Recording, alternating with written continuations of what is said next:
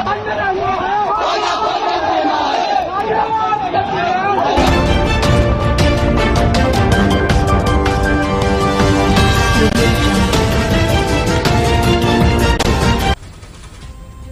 14 तारीख की रात का एक वीडियो कल पुलिस के संज्ञान में आया था, जिसमें रात्रि में कुछ लोग एक जुलूस मुहर्रम का निकल रहा था जूही थाना क्षेत्र में, उसमें नारे लगाते हुए दिख रहे थे। इसमें जो है वो तत्काल पुलिस ने संज्ञान इसका लिया और इसमें एक अभियोग BNS के तहत धारा 196/299 और 66D IT का पंजीकृत कराया गया है। और इसमें जो आयोजक हैं अनीस अंसारी हैं, इनके विरुद्ध और 50 अन्य अज्ञात लोगों के खिलाफ ये अभियोग पंजीकृत हुआ है।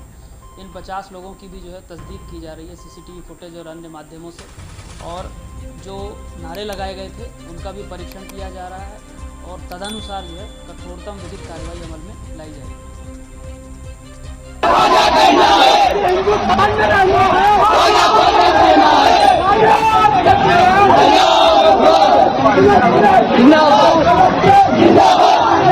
जिंदाबाद।